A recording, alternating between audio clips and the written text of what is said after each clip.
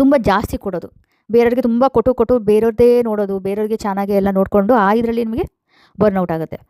So ಬೇರೆಯವ್ರಿಗೆ help ಮಾಡಬೇಕು, ಬೇರೆಯವ್ರದ್ದು ಒಳ್ಳೆಯದು, ಬಟ್ ನಿಮ್ಮನ್ನು ನೀವು ಮರೆತುಬಿಟ್ಟು ಬೇರೆಯವ್ರಿಗೆ ಮಾಡೋದ್ರಿಂದ ತುಂಬ ಜಾಸ್ತಿ ಆಗಿಬಿಟ್ಟದು ನಿಮಗೆ ಬರ್ನ್ಔಟ್ ಆಗುತ್ತೆ.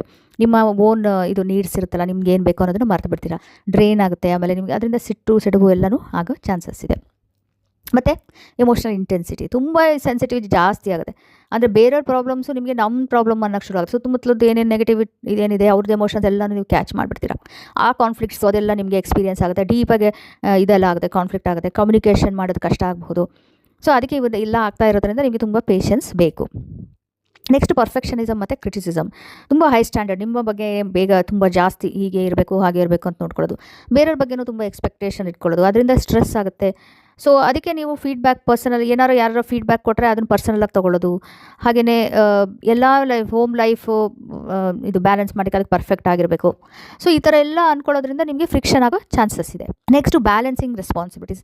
ಎಷ್ಟೊಂದು ಎಲ್ಲನೂ ಡಿಮ್ಯಾಂಡ್ ಇದೆ, ಫ್ಯಾಮಿಲಿ ಮತ್ತು ಮನೆ, ಈಗ ಫ್ರೆಂಡ್ಸ್ ಇರ್ಬೋದು, ಕಮ್ಯುನಿಟಿ ಎಲ್ಲನೂ, ಸೊಸೈಟಿ ಎಲ್ಲದ್ರದ್ದು ಡಿಮ್ಯಾಂಡ್ಸು ಮಾಡ್ತಾ ನೀವು ಎಷ್ಟು ಕಷ್ಟ ಆಗುತ್ತೆ ಅಂತ ಹೇಳಿದ್ರೆ ನಿಮಗೆ ಪರ್ಸನಲ್ ಟೈಮೇ ಸಿಕ್ಕೋಲ್ಲ, ಆವಾಗ ಆಫ್ ಬ್ಯಾಲೆನ್ಸ್ ಆಗುತ್ತೆ ನಿಮಗೆ. ಆಮೇಲೆ ಕಾನ್ಫ್ಲಿಕ್ಟು ಬರೋ ಚಾನ್ಸಸ್ ಇದೆ. ಹಾರ್ಮನಿ ಕಡೆ ನೀವು ಗಮನ ಹರಿಸ್ಬೇಕು. ಇದು ಅನ್ನೆಸೆಸರಿ ಕಾನ್ಫ್ರಂಟೇಷನು, ಜಗಳಗಳನ್ನ ಅವಾಯ್ಡ್ ಮಾಡಿ. ಸೊ ಕೆಲವೊಂದು ಇಶ್ಯೂನು ಅನ್ರಿಸಾಲ್ವ್ ಆಗಿದ್ರೂ ಪರವಾಗಿಲ್ಲ, ಅವನ್ನೆಲ್ಲ ಬಿಟ್ಬಿಡಿ, ಎಲ್ಲನೂ ಕೆಲವು ಸಲ ರಿಸಾಲ್ವ್ ಮಾಡೋಕ್ಕಾಗಲ್ಲ. ನಿಮ್ಮ ಫೋಕಸ್ ಬ್ಯಾಲೆನ್ಸಿಂದ ಇರೋದು, ನಿಮ್ಮ ಈ ಜೀವನದಲ್ಲಿ ಹಾರ್ಮನಿ ಹೇಗೆ ತರದ್ದು ಇಟ್ಕೊಳ್ಳೋದು, ಪೀಸ್ಫುಲ್ಲಾಗಿ ಹೇಗಿರಬೇಕು ಅನ್ನೋದ್ರ ಕಡೆ ನೀವು ಫೋಕಸ್ ಮಾಡಿ.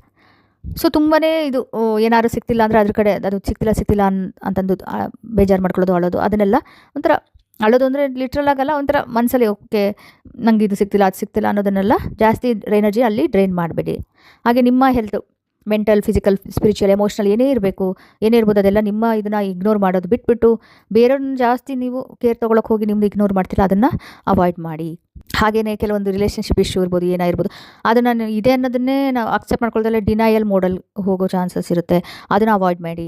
ಆಮೇಲೆ ಕೆಲವೊಂದು ಸಲ ಕಮಿಟ್ ಮಾಡ್ಕೊಳ್ಳೋದಕ್ಕೆ ಚೇಂಜಸ್ ಬರುತ್ತೆ, ಅದನ್ನು ಕಮಿಟ್ ಮಾಡಿಕೊಂಡು ಆ ಚೇಂಜಸ್ ಅಕ್ಸೆಪ್ಟ್ ಮಾಡ್ಕೊಳ್ಳೋದಕ್ಕೂ ಕೆಲವು ಸಲ ನಿಮಗೆ ಇಷ್ಟ ಆಗಲ್ಲ, ಬಟ್ ಅದನ್ನೆಲ್ಲ ಮೀರಿ ಹೊರಗೆ ಬರಬೇಕು. ಸೊ ಇವೆಲ್ಲ ಕೆಲವೊಂದು ಚಾಲೆಂಜಸ್ ಬರುತ್ತೆ.